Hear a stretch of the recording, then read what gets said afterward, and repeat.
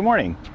I'm going to address a question that came from one of my subscribers about the Continental grip, the path of the racket, and wrist extension and where that occurs. This may get into some deeper detail, but I think it's important to really look at if you want to maximize the technique. Take time to really try to grasp. Hopefully I can explain it correctly, but it is a lot of detail, and I apologize. There's going to be several things that I'm going to look at in this video. The orientation for the Continental grip, my knuckle is on the second bevel, and as I'm holding that grip out, it's very important that the only wrist extension that actually occurs has to do with the grip, the fact that I'm holding it in this way. My forearm and my thumb are pretty much in line, and there's this little wrist extension here. That's the only wrist extension. I think we misinterpret wrist movement with actual supination and pronation, which is coming from our forearm. That's the rotation that we are actually getting more of, rather than wrist would be kind of like turning the racket like a screwdriver. We don't want any of that action. We're rolling under over or under the ball deliberately. Continental, the racket is tipped slightly where the southern edge is in front of the northern edge as we make contact. But maybe to better explain this, there are two actions going on. If I take my arm and stick my thumb out and I'm moving my arm back and forth, that motion is coming from my shoulder.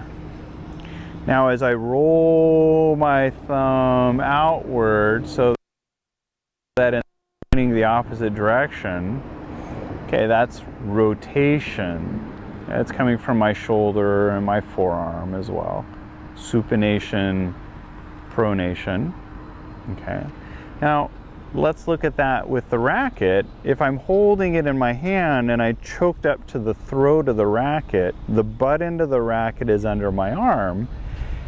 As I take the racket back, it's opening up two motions. This is just an example. This wouldn't be the actual time for the supination to occur in the Continental grip, and as a matter of fact, that's too much if I'm turning it that far. But I want to demonstrate that there are two motions going on here. The shoulder is drawing the arm back. The arm is supinating, pronating, supinating, pronating to get the racket to open. It's not wrist. Wrist would be doing this action here. There is a moment though, and you've seen this from my other videos where I describe the shoulder takes the racket back and it's late. Just about the point where the racket gets to my hip or maybe slightly behind, that's when the supination occurs, and it's not very much. That's where, if we want to say wrist, just for somebody out there that needs clarification, the shoulder brings the racket back, and at this point right here, now it's the supination that's occurring, and it's not very much. Let me just stop at this point. We're going to look at it. That's where the racket was as I brought it back with my shoulder. As it came to the side at this point, I'm still going to bring it back. But at this point, now the racket is opening up with my arm by rotation, by supination. And as I step forward, the pronation, or the racket coming forward into the ball with my arm, two motions. And we'll do that again with the thumb. The thumb rotates, it's pointing back.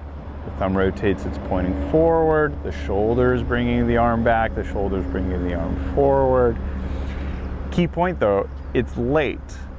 It's late. It doesn't happen right away, which is a problem. I see a lot of players turning the racket out immediately, bringing it back too early, And maybe I failed a little bit. Some of my earlier videos may have suggested that. It needs to happen late.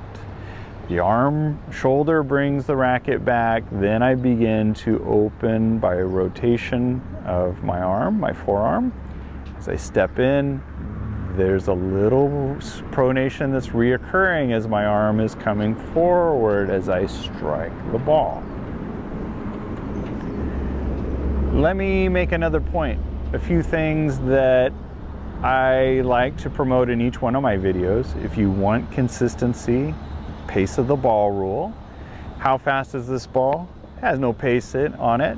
The pace of the ball rule for consistency and keeping the ball in play is your intention when you strike the ball is the same pace or less than the ball. The key word is intention. If my intention is to strike it harder, my errors go up. I might make it, I might keep it in play, but again, my error potential goes up. I will still hit the ball hard. It will come out of my racket hard.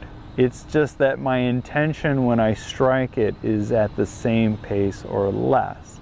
How fast is this ball? There's no pace on it at all. So my intention when I strike it is the same pace or less. Let's look at that movement though, and you've seen in my other videos where as the racket goes back from my arm in continental grip, my right leg is out. Now I've loaded. And at this point here, this is where the supination occurs. I'm opening the racket, not very much. And as the racket's out in front, I'm pronating into the ball, but I'm stopping at neutral. There's no follow through, there's no carryover. That would be wrist flexion. Here we go again. The racket goes out to the side with my leg kind of in tandem. So my right leg and racket, it's the shoulder that brings it back initially, and now at the arm, that supination. My left arm, let's look at that. It's as if it's sitting in an armrest. I don't want to bring it over too far because then I'm crowding myself on the swing. I'm actually bringing the arm out and stopping at this point as if I'm in an armrest of a chair. I can be reaching if I need an orientation for the ball. Right leg, shoulder brings the racket back. There's my little rotation or supination. Arm is out, the ball is coming, and I stop here. What orientation am I in right now? I'm in a backhanded ready position. One last tip, why do I want that with my students? Because there are more backhand shots when you're in continental than there are any others.